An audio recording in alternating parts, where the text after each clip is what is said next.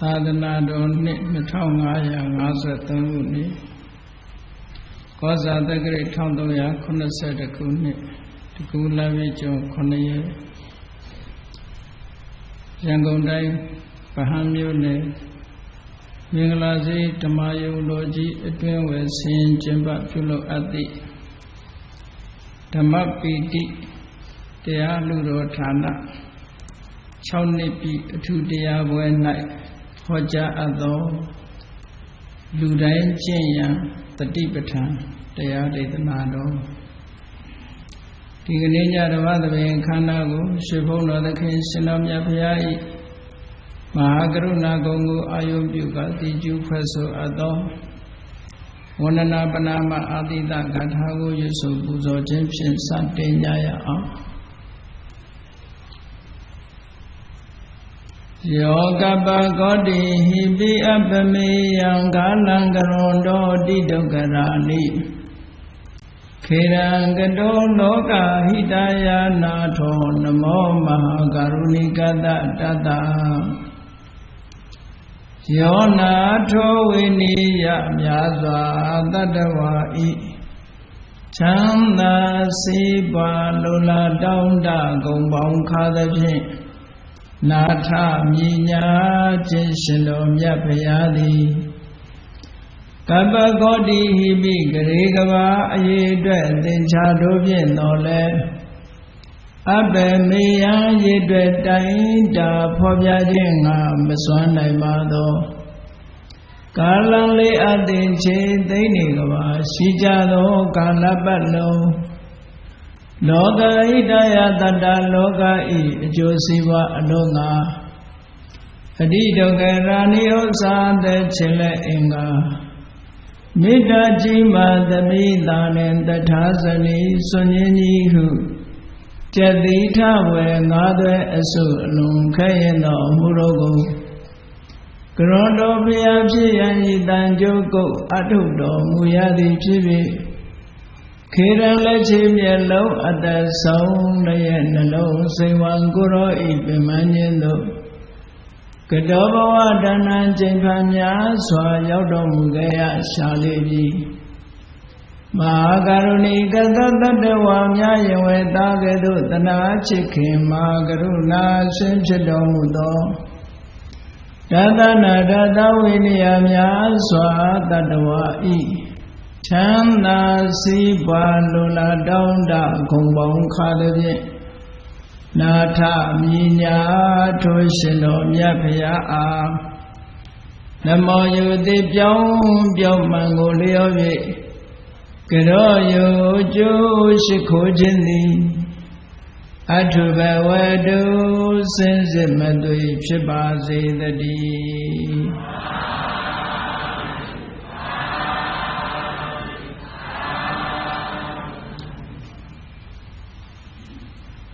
လူတိုင်းကျင့်ရန်တတိပဋ္ဌာန်ဒီကောင်းစီကိုကြည့်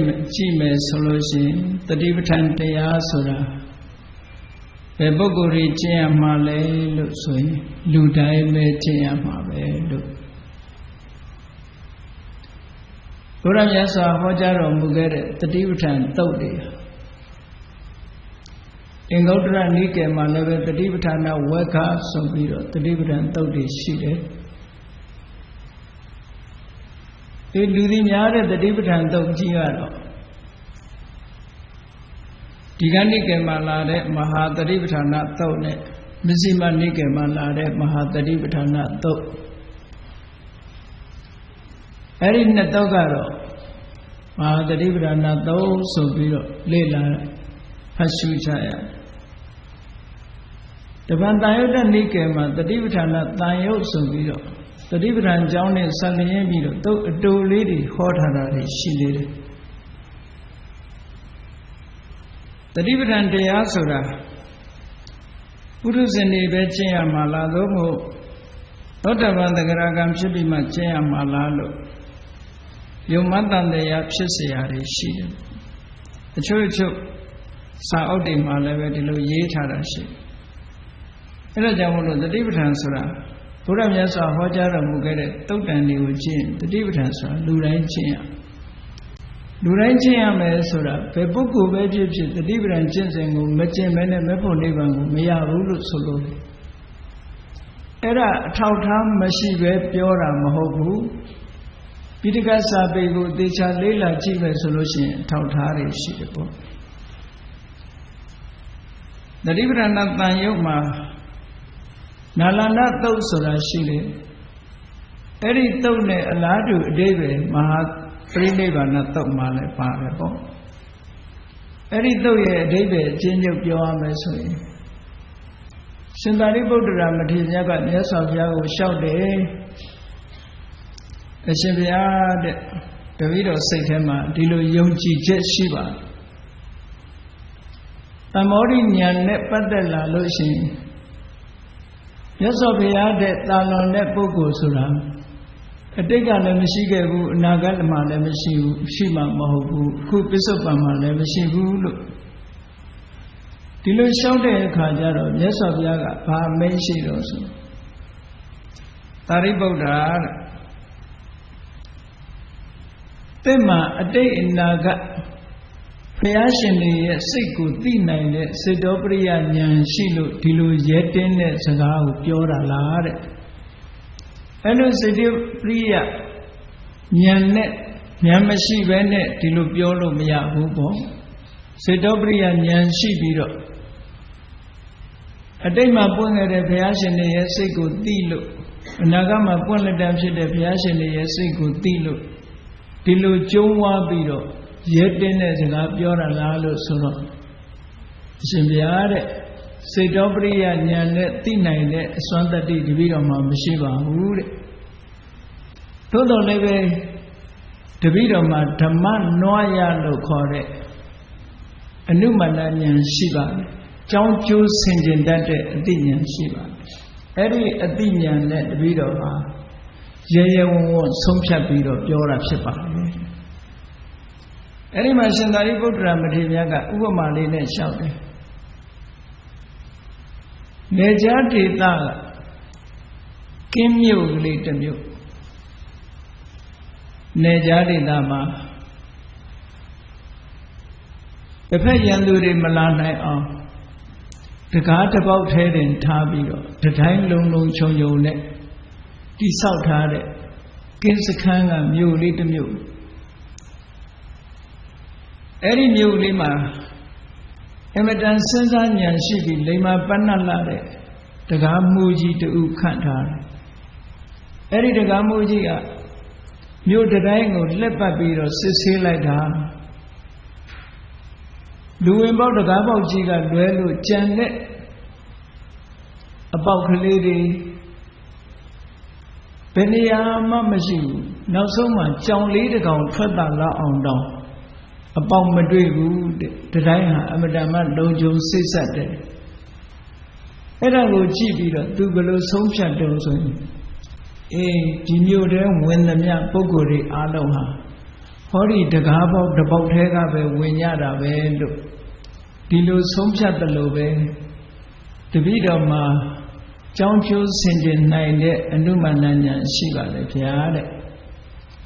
ဘလို့ကြောင်းကျိုးဆင်ခြင်တာတော့ဆိုရင်လောကမှာပွင့်တော်မူတဲ့ဘုရားမှန်သမျှဟာဘုရားတိုင်းဟာစိတ်ရဲ့အညစ်အကြေးဖြစ်တဲ့စိတ်ဓာတ်ကိုညှဉ်းနှွမ်းစေတတ်တဲ့ပညာကိုအားပြော့သွားစေတတ်တဲ့နိဝရဏတရား၅ပါးကိုဖယ်ရှားရတယ်အဲ့ဒါတွေကိုဖယ်ရှားပြီးတော့မှတတိပဋ္ဌာန်အာယုံ၄ပါးပေါ်မှာစိတ်ကိုတိဆောက်ပြီးဘုဇင်9ပါးကိုပွားများပြီးတော့မှဖျားဖြစ်ကြတာကြီးပဲတဲ့ဘယ်ဖျားပဲကြည့်ဒီစခန်းဒီလမ်းကပဲအကုန်လုံးသွားကြတယ်။ရှင်သာရိပုတ္တရာလျှောက်တဲ့ထဲမှာသေချာကြည့်မယ်ဆိုလို့ရှိရင်သမာဓိစွမ်းနဲ့နိဝရဏတရား၅ပါးကိုဖယ်ရှားရမယ်။ဖယ်ရှားပြီးတဲ့အခါတတိပဋ္ဌာန်၄ပါးပေါ်မှာစိတ်ကိုအခြေစိုက်ပြီးတော့ဝိဇ္ဇင်9ပါးပွားရမယ်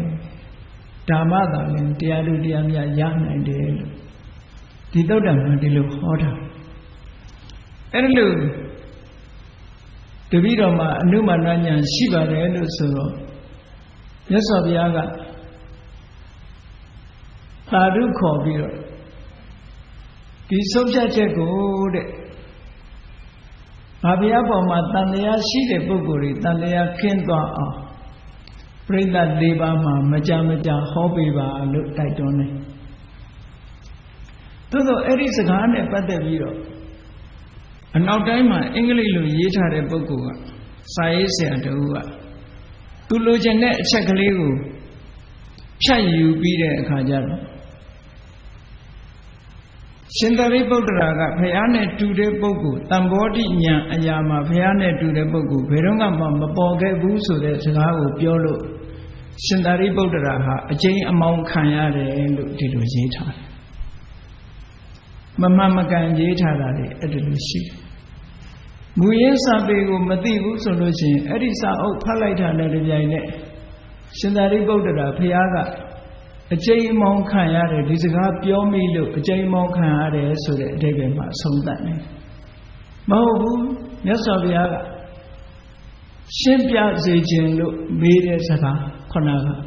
မင်းမှာစေတောပရိယဉာဏ်ရှိရလားမရှိဘဲနဲ့ဘာဖြစ်လို့မရှိဘူးဆိုရင်ဘယ်လိုလုပ်ပြီးတော့ဒီလိုရဲတင်းတဲ့စကားပြောနိုင်မလဲလို့ဆိုတာအဲ့တော့ရှင်သာရိပုတ္တရာဖြေတယ်ဓမ္မနွားရလို့ဆိုတဲ့အနုပါဏဉာဏ်သူ့မှာရှိပါတယ်ဆိုပြီးရှင်းပြတော့မြတ်စွာဘုရားတာရုခေါ်တာအဲ့ဒီဏိဂုံးဆွဲတာကိုမရေးဘဲနဲ့ရှင်သာရိပုတ္တရာဘုရားကုံကိုအလွန်အကျွံကြီးချီးမွမ်းလို့အကျဉ်းမောင်းခံရတယ်လို့ရေးထားမမှန်မကန်ရေးထားချက်ပဲပေါ့ဒါကြောင့်မို့လို့ဗုဒ္ဓဇင်းလို့ရေးထားတဲ့စာအုပ်တိုင်းဟာမှန်ကန်တဲ့စာအုပ်တွေမဟုတ်ဘူးသူတို့ထင်မြင်ချက်တွေကိုရေးတာဖြစ်လို့မူရင်းစကားမူရင်းတုတ်တန်ရှားပွေပြီးတော့ဖတ်တင်တယ်ပေါ့အဲ့ဒီတုတ်တန်ကိုကြည့်လိုက်မယ်ဆိုလို့ရှိရင်ကြည့်ဖျားဖြစ်တဲ့ပုဂ္ဂိုလ်တိုင်းဟာနိဝရဏတရား၅ပါးကိုဖယ်ရှားပြီးတတိပဋ္ဌာန်၄ပါးပေါ်မှာစိတ်ကိုကောင်းစွာတိဆောက်ပြီးဘုဇင်9ပါးပွားမှဖျားဖြစ်တယ်ဆိုတော့ဖျားဖြစ်တဲ့လမ်းကြောင်းကလည်းဒီလမ်းကြောင်းပဲအဲ့ဒါနဲ့အလားတူဥဒ္ဒိယတုတ်မှလည်းပဲမြတ်စွာဘုရားရှင်အာနန္ဒာကရှင်းပြတဲ့စကားလေးတစ်ခုရှိတယ်လောကကြီးကလွတ်မြောက်သွားတဲ့ပုဂ္ဂိုလ်တိုင်းဟာတဲ့နိဝရဏတရား၅ပါးကိုဖယ်ရှားပြီးတော့တတိပဋ္ဌာန်တရား၄ပါးပေါ်မှာစိတ်ကိုအခြေစိုက်ကဘုဇင်9ပါးပွားမှပွားပြီးတော့သာလောကကြီးကထွက်မြောက်နိုင်တယ်လွတ်မြောက်နိုင်တယ်လို့ဒီတိုင်းပဲတစ်ထပ်တည်းဆိုထားတယ်အဲ့တော့တတိပဋ္ဌာန်တရားအာမထုတ်ဖဲနဲ့မက်ဖို့နိဗ္ဗာန်ရတဲ့ဆိုပုဂ္ဂိုလ်မရှိဘူးတချို့ကပြောကောင်းပြောလိမ့်မယ်ဝိသခာ9နှစ်သမီးတော့မြတ်စွာဘုရားတရားဟောလိုက်တဲ့အချိန်9နှစ်အရွယ်လေးနဲ့သောတာပန်ဖြစ်တာဘယ်တတိပဋ္ဌာန်ကျင့်လိုက်ရတော့လို့ထင်ကောင်းထင်လိမ့်ဘယ်အချိန်ကျင့်တာလို့ဆိုတရားနာတဲ့အချိန်ကျင့်တာပဲတရားကိုအာယုံစိုက်ပြီးတော့နားထောင်ခြင်းဒီပင်လင်းတဲ့ဒီတရားကိုအာယုံစိုက်ပြီးတော့နားထောင်နေတာဟာ apply လုပ်နေတာအဲ့ဒီအချိန်ဟာကျင့်နေတဲ့သဘောပဲဘာဖြစ်လို့လဲဆိုတော့တရားကိုအာယုံစိုက်ပြီးတော့ဟောနေတဲ့အချိန်မှာထိုတရားအာယုံကနေပြီးစိတ်ကိုတခြားမရောက်စေပဲလောဘလည်းမဖြစ်ဘူးဒေါသလည်းမဖြစ်ဘူးမောဟလည်းမဖြစ်ဘူးအသိဉာဏ်တွေဟာတစ်ဆင့်ပြီးတစ်ဆင့်ရှင်းပြတဲ့စကားနောက်လိုက်ပြီးတော့ဉာဏ်တွေကပွင့်လင်းပြီးတော့သွားလို့သောတာပန်ဖြစ်တာပေါ့အဲ့ဒါလည်းပဲသူစိတ်ဟာတတိပဋ္ဌာန်တရား၄ပါးပေါ်မှာအာယုံစိုက်တဲ့သဘောပဲဒါကြောင့်မို့လို့နိဝရဏတရားတွေကိုမပယ်ရှားပဲတတိပဋ္ဌာန်ပေါ်မှာစိတ်ကိုအခြေမစိုက်ပဲကြည်လင်မြတ်စွာဘုရားကခန္ဓာ၅ပါးကိုရှင်းပြတယ်လို့ဆိုရင်ဓမ္မာနုပဒနာတတိပဋ္ဌာန်ပဲမဟုတ်လားစိတ်အကြောင်းကိုရှင်းပြနေတယ်ဆိုတဲ့နောက်ကိုအာယုစိုက်ရင်စိတ်တ ानु ပဒနာပဲဖြစ်တာပေါ့ဝေဒနာအကြောင်းကိုရှင်းပြနေအာယုစိုက်ရင်ဝေဒနာနုပဒနာဖြစ်တာပေါ့အဲ့ဒီထဲမှာအာနာပါနအကြောင်းလို့တခြားအကြောင်းတွေရှင်းပြလိုက်မယ်ကာယနဲ့ပတ္တထာတွေရှင်းပြမယ်ဆိုလို့ရှိရင်ကာနုပဒနာတတိပဋ္ဌာန်ဖြစ်တာပေါ့အဲ့ဒါကြောင့်မို့လို့ဒီသုတ်တန်တွေမှာရှင်းရှင်းလင်းလင်းဒီလိုဆိုထားတာရှိဒါကြောင့်မို့လို့နိဗ္ဗာန်တကားကြီးကို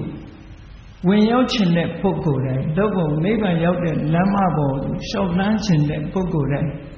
နိဗ္ဗာန်ကိုမျက်မှောက်လို့ပြုလို့တဲ့ပုဂ္ဂိုလ်တိုင်းဟာ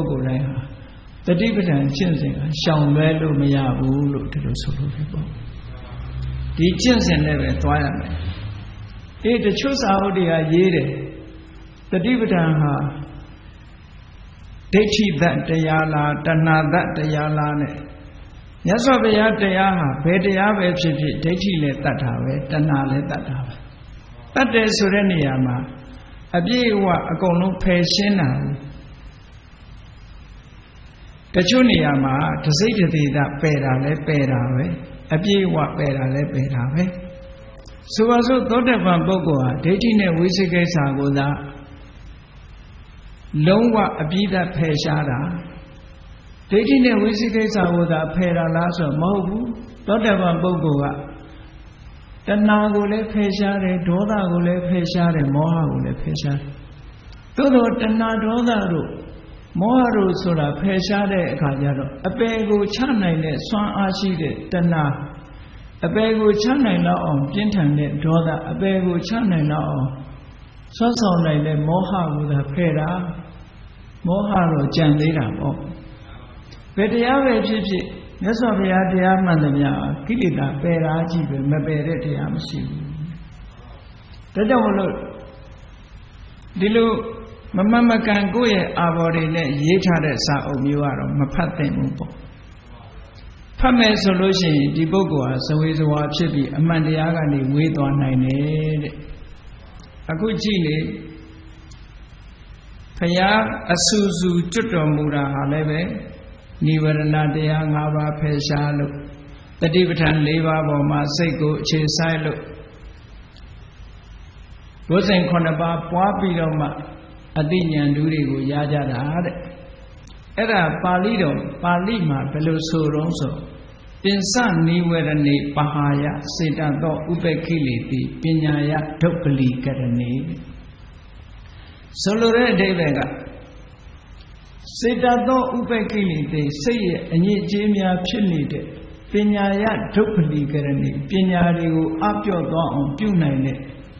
ပင်စနိဝရဏေပဟာယနိဝရဏတရား၅ပါးကိုဖယ်ရှားရမယ်ဖယ်ရှားပြီးတော့စတုသုတတိပဋ္ဌာနေတုသုပ္ပဋိဋ္ဌိတစိတ်တတိပဋ္ဌာန်တရား၄ပါးပေါ်မှာကြံ့ကြံ့ခိုင်ခိုင်ယက်တည်တဲ့စိတ်ရှိပြီးတဲ့အခါမှာတတ္တဘုဇင်ကြီးဘုဇင်9ပါးတို့ကိုယထာဘူတံဘာဝိတဝမှန်မှန်ကန်ကန်ပွားစေပြီးတော့အနုတ္တရံအဘိတံဘောဓိအဘိတံဘုဇိန်တုထူးခြားတဲ့အဘိတံဘောဓိဉာဏ်ကြီးကိုထိုးထွင်းပြီးတော့သိတော်မူကြတယ်လို့ဟောဘုရားဖြစ်အောင်ကျင့်တာလည်းဒီတရားပဲပေါ့တမန်ပုဂ္ဂိုလ်တွေကျင့်ရတာလည်းဒီတရားပဲအဲ့ဒါကြောင့်မို့လို့တတိပဋ္ဌာန်နဲ့ပတ်သက်လာလို့ရှိရင်ဘယ်သူတွေကျင့်ရမှာတော့ဆိုအားလုံးပဲကျင့်ရမှာပဲလူတိုင်းကျင့်ရမယ်တရားဖြစ်တယ်အဲ့ဒါနဲ့ပတ်သက်ပြီးတော့ဒီတဲ့ထင်ရှားတဲ့သုတ်တန်တစ်ခုပြောင်းရှင်သာရိပုတ္တရာတို့နဲ့ရှင်သာရိပုတ္တရာနဲ့ရှင်အနုရုဒ္ဓတို့ရဲ့မေးဖြေခန်းလေးတရားဆွေးနွေးခန်းလေးမှာရှင်သာရိပုတ္တရာကမေးတယ်ရှင်အနုရုဒ္ဓကဖြေတယ်တတိပဋ္ဌာန်နဲ့စတဲ့မေးခွန်းအဖြေလွှာလေးကိုရှင်အနုရုဒ္ဓကပေးတယ်ရှင်သာရိပုတ္တရာမေးတာကငါရှင်အနုရုဒ္ဓသေခနဲ့သေခပုဂ္ဂိုလ်ပေါ့သေခနဲ့ပြောကြတယ်ဘယ်လိုအတိုင်းတာနဲ့မှသေခပုဂ္ဂိုလ်ဖြစ်နိုင်တယ်လေအဲ့တော့နားလည်ရမှာသေခပုဂ္ဂိုလ်ဆိုတာကျင့်စေပုဂ္ဂိုလ်ဘယ်ပုဂ္ဂိုလ်ကိုခေါ်တာတော့ဆိုရင်သောတာပန်တဂရဂံအနာဂံအဲ့ဒီပုဂ္ဂိုလ်၃ဦးကိုသေခပုဂ္ဂိုလ်လို့ခေါ်တယ်ယဟန္တာကြတော့အသေခပုဂ္ဂိုလ်ကျင့်ပြီးအပြီးဆုံးရောက်သွားပြီလို့ဒီလိုပြောတယ်အဲ့တော့ရှင်သာရိပုတ္တရာရဲ့အမေသေခပုဂ္ဂိုလ်ဆိုတာဘယ်အတိုင်းတာနဲ့မှခေါ်နိုင်တာတုံးလို့ဆိုတော့ရှင်နုရုဒ္ဓဖြေတယ်တတိပဋ္ဌာန်တရား၄ပါးကိုတစိမ့်တသေးသားလောက်ပွားပြီးလို့သူ့ကိုသေခပုဂ္ဂိုလ်လို့ခေါ်တာပါဟောတတိပဋ္ဌာန်တရားကိုပွားပြီးတာသူတစိမ့်တသေးသားပွားပြီးပြီပြည့်စုံစုံမပွားနိုင်သေးဘူးဒါကြောင့်မို့သူ သူပွားတာကသောတာပန်ဖြစ်ယုံသဂရဂံဖြစ်ယုံအနာဂံဖြစ်ယုံပဲပွားသေးတယ်ဒါကြောင့်မို့သောတာပန်သဂရဂံအနာဂံပဲဖြစ်သေးတယ်လို့ဒီလိုဆိုလို့အဲ့ဒီတတိပဋ္ဌာန်၄ပါးကိုပြည့်ပြည့်စုံစုံပွားလိုက်လို့ရှိရင်အတိခပုဂ္ဂိုလ်လို့ခေါ်ပါတယ်လို့အတိခပုဂ္ဂိုလ်ဆိုတာပဲတိုင်းတာနဲ့မှခေါ်တော့ဆိုတတိပဋ္ဌာန်တရား၄ပါးကိုပြည့်ပြည့်စုံစုံပွားလိုက်ရင်အတိခပုဂ္ဂိုလ်ခေါ်ပါတယ်လို့ဆိုယဟန္တာဖြစ်ဖို့လည်းပဲတတိပဋ္ဌာန်ပွားရတာပဲသောတာပန်ဖြစ်ဖို့လည်းတတိပဋ္ဌာန်ပွားရတယ်တချို့ကယူဆတယ်တတိပဋ္ဌာန်တရားဆိုတာပုရုဇဉ်တွေမပွားရဘူးတက္ကရာဒိဋ္ဌိပြုတ်ပြီးသားပုဂ္ဂိုလ်မှပွားရတယ်လို့ရေးတဲ့စာအုပ်ကရေးသေးတယ်နော်အဲ့လိုစာအုပ်မျိုးတွေတော့မဖတ်ထိုက်ဘူးပေါ့ဖတ်လိုက်လို့ရှိရင်ကိုယ်ကောင်းထဲမှာအမိုက်တရိုက်တွေထည့်လိုက်တယ်လို့ဖြစ်သွားမှာတော့ကြကြတော့ခေါင်းထဲမှာအမိုက်ပုံကြီးဖြစ်နေ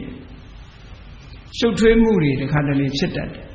အဲ့တော့မြတ်စွာဘုရားဟောတဲ့တရားမူရင်းတရားကိုပဲသိဖို့လိုတယ်ကိုယ်အတွေးတွေကိုယ်ယူဆချက်တွေနဲ့ရောပြီးတော့ရေးထားတဲ့စာအုပ်မျိုးကတော့ဘယ်စာအုပ်မှမဖတ်သင့်ဘူးအဲ့ဒီလိုဖတ်လို့ရှိရင်မှားမှားယွင်းယွင်းနေဖြစ်သွားနိုင်တယ်ပေါ့ကဲနောက်တစ်ခုဒီတဲ့သေချာတဲ့ဟာတစ်ခုပြောတချို့စာအုပ်မှာရေးတယ်ဒီဟာကဒိဋ္ဌိတတ်တရားမဟုတ်ဘူးလို့တဏှာတတ်တရားမဟုတ်ဘူးလို့တတိပဋ္ဌာန်တရားဟာတဏှာတတ်တရားသာဖြစ်တယ်ဒိဋ္ဌိတတ်တရားမဟုတ်ဘူးလို့ဒီလိုဟောတာတွေရှိသေးတယ်ဒါသူ့အယူဆတတ်ပဲသူ့အယူဆတတ်ပဲကြည့်တဲ့သေချာတဲ့သုတ်တန်တစ်ခုကတတိပဋ္ဌာန်တန်ရုံမှာပဲလာတယ်ပါဠဆိုတဲ့သုတ်မြတ်စွာဘုရားသခင်ကိုရောမြတ်ကတာလဆိုတဲ့ပုံနာရွာမှာနေတဲ့အချိန်မှာဟောခဲ့တဲ့တရားလေးတစ်ခုပဲ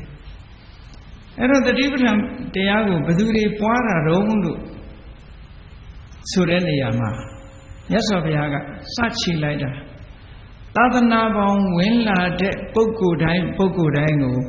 တတိပဋ္ဌာန်တရားပွားများဖို့တိုက်တွန်းပေးရမယ်တဲ့ဒါနံပါတ်1နော်သာသနာပေါင်းဝင်လာခါစရှင်ငယ်ယဟန်ငယ်တွေကိုတတိပဋ္ဌာန်တရားပွားလာအောင်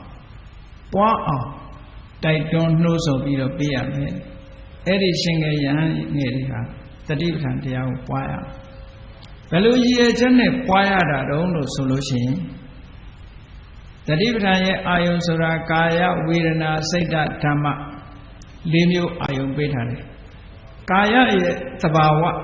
ဝေဒနာရဲ့သဘာဝစိတ်ဓာတ်ရဲ့သဘာဝဓမ္မရဲ့သဘာဝတွေကိုမှန်မှန်ကန်ကန်သိဖို့အတွက်တတိပဋ္ဌာန်တရားပွားပါဒါရည်ရွယ်ချက်ကဒါပုရုဇဉ်ကိုပွားခိုင်းနေတာဒါဖြင့်ပုရုဇဉ်ဘဝလွန်မြောက်သွားလို့တိခပုဂ္ဂိုလ်ဖြစ်သွားပြီသောတာပန်ဖြစ်သွားပြီသဂရဂံဖြစ်သွားပြီအနာဂံဖြစ်သွားပြီဆိုရင်ရောမပွားရဘူးလားလို့ဆိုပွားရမယ်တဲ့အဲ့ဒီပုဂ္ဂိုလ်လေအဲ့ဒီမှာဒုတိယအနေနဲ့မြတ်စွာဘုရားသေခာအပ္ပတ္တမာနတာအနုတ္တရံယောဂခေမံပတ္ထယမာနဝေရံတိယန္တော်တွေထဲမှာတချို့ပုဂ္ဂိုလ်တွေကသောတာပန်ဖြစ်သွားတယ်တချို့ကသဂရဂံအဆင့်ရောက်နေတယ်တချို့ကအနာဂံဖြစ်နေတယ်အဲ့ဒီပုဂ္ဂိုလ်မျိုးတွေဟာလည်းပဲပွားရမှာဘာပွားရမှာလဲတတိပဋ္ဌာန်တရားပဲပွားရမယ်တတိပဋ္ဌာန်ကိုပဲကျင့်ရမယ်ဘာအတွက်ကျင့်တာတုံးဆိုတော့ကာယဝေဒနာစိတ်ဓမ္မတရားတွေကိုပိုင်းပိုင်းခြားခြားသိအောင်ကျင့်ရမယ်ခုနတုန်းကစကားနဲ့မတူဘူးခုနကကာယဝေဒနာစိတ်ဓမ္မတို့ကိုယထာဘူတသိအောင်ကျင့်ရမယ်အခုကပိုင်းပိုင်းခြားခြားသိအောင်ကျင့်ရမယ်လို့မပိုင်းခြားနိုင်နေဘူးအကုန်လုံးမသိသေးဘူးတစ်စိတ်တစ်စိတ်သာသိသေးတယ်ဟောဒီအိဗယ်ကိုမျိုးဒါဖြင့်ယန္တာပုဂ္ဂိုလ်ကြတော့ရောဆိုယန္တာပုဂ္ဂိုလ်လည်းပဲတဲ့ယန္တာပုဂ္ဂိုလ်ကိုသရုပ်ဖော်ထားတာဘယ်လိုဖော်လဲအရဟံတောခိနာတဝအာသောတရားတွေကုန်သွားပြီဝုတိတဝန္တောမေဃဗျမစရိယလို့ဆိုတဲ့အကျင့်ကြီးကိုကျင့်သုံးပြီးနေပြီကတကရဏီယလှုပ်ရှားတွေအလုံးလှုပ်ပြီးပြီဩဟိတဘာသာကိလေသာဝန်ဆိုတဲ့ဝန်ထုတ်ဝန်ဘိုးကြီးအဲ့ဒီဝန်ထုတ်ဝန်ဘိုးကြီးကိုလည်းပဲချပြီးသွားပြီအနုပတ္တသရထ တကယ်မိမိအကျိုးလို့ပြောရမယ်အရတ္တဖို့တို့လည်းရောက်ရှိပြီးပြီပရိခိဏဘဝတန်ရောစနာဘဝနဲ့ပတ်သက်တဲ့အတွေ့အတာတွေအားလုံးလည်းကုန်သွားပြီသမ္မဒိညာဝိမု ക്ത မှန်မှန်ကန်ကန်သိပြီးတော့စိတ်ကလေးဟာလုံးဝလွတ်မြောက်သွားပြီအဲ့ဒီလိုယဟန္တာပုဂ္ဂိုလ်မျိုးရောဘာကျင့်ရမှာလဲဆိုတတိပဋ္ဌာန်ပဲကျင့်ပါဟောသာသနာ့ဘဝဝိလကာစပုဂ္ဂိုလ်လည်းတတိပဋ္ဌာန်ကျင့်တေခပုဂ္ဂိုလ်လည်းတတိပဋ္ဌာန်ကျင့်ယဟန္တာပုဂ္ဂိုလ်ဖြစ်ပြီးရင်လည်းတတိပဋ္ဌာန်ပဲကျင့်ရမယ်တဲ့ဒီလိုဆိုအဲ့တော့ယဟန္တာပုဂ္ဂိုလ်တွေကြတော့ဘာအတွက်ကျင့်တာတုံးလို့ဆိုတဲ့အခါမှာကာယဝေဒနာစိတ်ဓမ္မဆိုတာတွေနဲ့ပေါင်းစပ်နေမှုမရှိအောင်ဆိုလိုတာကတတိပဋ္ဌာန်ကိုအာယုပြုပြီးတော့ဝိပဿနာနဲ့နိဗ္ဗာန်ကိုအာယုပြုလို့ရအောင်ကျင့်ခိုင်းတာဒါနော်ယဟန္တာပုဂ္ဂိုလ်ဟာလည်းပဲဝိပဿနာရှုပြီးတော့မှဖလားတဘာဘဆိုတာဝင်စားလို့ရတာဟုတ်နိဗ္ဗာန်နဲ့တွေ့ကျင်လို့ရှိရင်ဒီလမ်းကပဲပြန်လျှောက်ရတယ်ဆိုတော့ယဟန္တာဖြစ်သွားပြီယဟန္တာဖြစ်သွားလို့ရှိရင်ယဟန္တာဖြစ်သွားတဲ့ပုဂ္ဂိုလ်ဟာအမြဲတမ်းနိဗ္ဗာန်ကြီးကိုမြင်နေတာမဟုတ်ဘူးတာမန်ကိစ္စတွေဆောင်ရွက်နေတဲ့အခါမှာတာမန်အတွေ့အကြုံတွေပဲမြင်နေမှာဘာထူးလို့ဆိုရင်မြင်တဲ့အခါမှာလောဘမဖြစ်ဘူးဒေါသမဖြစ်ဘူးတတိရှိတယ်အတိဉာဏ်ရှိတယ်ကြားတဲ့အခါမှာလောဘမဖြစ်ဘူးဒေါသမဖြစ်ဘူးအတိရှိတယ်တတိရှိတယ်အတိဉာဏ်ရှိတယ်ဒီလိုအခြေအနေပဲရှိပုရုဇဉ်ပုဂ္ဂိုလ်တွေကြတော့မြင်တဲ့အာယုံပေါ်မှာကြည့်ပြီးတော့လောဘလည်းဖြစ်တယ်ဒေါသလည်းဖြစ်တယ်မောဟလည်းဖြစ်တယ်ကွဲပြားခြားနားမှုကဒါအရိယပုဂ္ဂိုလ်တွေလည်းမျက်စိရှိတာပဲနားရှိတာပဲယဟန္တာပုဂ္ဂိုလ်တွေမှာမျက်စိရှိတယ်နားရှိတယ်မျက်စိရှိတော့မြင်စရာကိုမြင်မယ်နားရှိတော့ကြားစရာတွေကိုကြားမယ်အဲ့တော့ကြားတဲ့အခါမှာနှစ်သက်စရာအာယုံကိုကြားလို့ရှိရင်ပုရုဇဉ်တွေမှာလောဘဖြစ်တယ်ယဟန္တာတွေမှာကျတော့လောဘမဖြစ်တော့ဘူးမနှစ်သက်စရာအာယုံမှာလည်းပဲပုရုဇဉ်တွေမှာဒေါသဖြစ်ပေမဲ့ယဟန္တာတွေမှာဒေါသမဖြစ်ဘူးမသိတဲ့မောဟဆိုတာလည်းယဟန္တာပုဂ္ဂိုလ်တွေမှာမဖြစ်ဘူးတဲ့တတိတံပစဉ္ညာရှိနေတယ်ပေါ့အဲ့တော့ဒီအာယုန်တွေနဲ့လွတ်သွားအောင်ကာယဝေဒနာစိတ်ဓမ္မဆိုတဲ့အာယုန်တွေနဲ့လွတ်သွားအောင်ဘာလုပ်ရမလဲဆိုတတိပဋ္ဌာန်ပေါ်အခြေစိုက်ပြီးဝိပဿနာဉာဏ်နဲ့အစစ်စစ်တက်သွားပြီးဖို့စိတ်တုပ္ပဖြစ်လာပြီဆိုတဲ့အခါကျတော့မှဒီကာယဝေဒနာစိတ်ဓမ္မဆိုတဲ့အာယုန်တွေနဲ့လွတ်ပြီးတော့နိဗ္ဗာန်နဲ့နေနိုင်တာပေါ့အဲ့ဒါကိုပြောတာကာယေနဝိတံယုတ်တာဝေဒနာယဝိတံယုတ်တာကာယနဲ့ရှင်တွဲပြီးတော့မနေအောင်ကာယဆိုတဲ့အာယုန်နဲ့တွဲဆက်ပြီးတော့မနေအောင်ကွဲကွာသွားအောင်ဝေဒနာဆိုတဲ့အာယုန်နဲ့တွဲပြီးတော့မနေအောင်စိတ်ဓာတ်ဆိုတဲ့အာယုန်နဲ့တွဲပြီးတော့မနေအောင်ဓမ္မဆိုတဲ့အာယုန်နဲ့တွဲပြီးတော့မနေအောင်နိဗ္ဗာန်နဲ့သာရှင်တွဲလို့နေအောင်ဆိုပြီးဒီကျင့်မယ်တတိပဋ္ဌာန်အကျင့်ကပဲဝိပဿနာဉာဏ်ကိုဖြစ်စေပြီးတော့ဖလားသမဘာဝင်စားရမယ်လို့ဒီလိုပြောတာနော်အဲ့တော့နိဗ္ဗာန်ကိုအာရုံပြုနေဖို့ရာအတွက်တတိပဋ္ဌာန်ပဲကျင့်ပါလို့ဟောဒီသာလသုတ်တံမှာဒီလိုဟောထားတယ်ဒါကြောင့်မို့လို့တတိပဋ္ဌာန်ဆိုတာဘယ်သူတွေကျင့်ရမှာလဲဆိုရင်လူတိုင်းကျင့်ရမှာတဲ့လူတိုင်းကျင့်ရအလုံးကျင့်ရမယ်တရားအင်္ဂုတ္တရနိကေမှာဒီတတိပဋ္ဌာန်နဲ့ပတ်သက်ပြီးတော့တတိပဋ္ဌာန်ဝက်ဆိုပြီးတော့ဟောထားတာရှိသေးတယ်ဟောထားတာရှိသေးတယ်သုတ်ပေါင်း30ရှိတယ်အဲ့ဒီမှာတတိပဋ္ဌာန်ကဘာအတွက်ကျင့်ရတာတုံးဆိုတာနဲ့ပတ်သက်ပြီးတော့မြတ်စွာဘုရားကရှင်းလင်းပြီးတော့ဟောထားတယ်တိက္ခာဒုပ္ပလယလို့ခေါ်တယ်ကိုချင်းတရားနဲ့ပတ်သက်ပြီးတော့အာပြော့သွားစေတတ်တဲ့ငါးပါးသီလပြည့်မှုတွေပေါ့ဆိုပါတော့အာနာတိပါဒအာရိဏဒါနကာမိတုမိစ္ဆာစာရမုဒ္ဒဝါဒသူရမေရယဆိုတယ်အဲ့ဒီကံ၅ပါးအဲ့ဒီကံ၅ပါးကျွလွန်ဖောက်ဖျက်မှုတွေကံ၅ပါးကျွလွန်မှုတွေအဲ့ဒါတွေမိမိတဏ္ဍာမှာမဖြစ်အောင်ဒါတွေဖယ်ရှားနိုင်အောင်ဘာလုပ်ရမလဲလို့ မေကွန်မေတဲ့အခါမြတ်စွာဘုရားကအဲ့ဒီသိက္ခာဒုပ္ပလယလို့ဆိုတဲ့ငါးပါးသီလပြစ်မှုတွေကိုဖယ်ရှားပြစ်ဖို့ရအတွက်တတိပဋ္ဌာန်၄ပါးပဲပွားပါလို့ဒီလိုပဲဟောတယ်တတိပဋ္ဌာန်ပွားရမယ်ဆိုတာငါးပါးသီလလုံခြုံဖို့လည်းပဲတတိပဋ္ဌာန်ပွားလို့ပြောတာအကျင့်မဲ့ငါးပါးသီလနော်ငါးပါးသီလကိုဖောက်ဖျက်လို့ဖြစ်ပေါ်လာမဲ့အကုသိုလ်တရားတွေဖယ်ရှားပြစ်နိုင်ဖို့ရအတွက်ဟောတတိပဋ္ဌာန်တရားကိုပဲပွားပါဟောနောက်တစ်ခုကနိဝရဏတရား၅ပါးတဲ့နိဝရဏတရား၅ပါးဆိုတာအလုံးသိတဲ့အတိုင်းကာမိသန္တာနှစ်သက်စရာအာယုန်ဒီပေါ်မှာနှစ်သက်တွေ့တာတတ်တဲ့တဏှာသန္တာ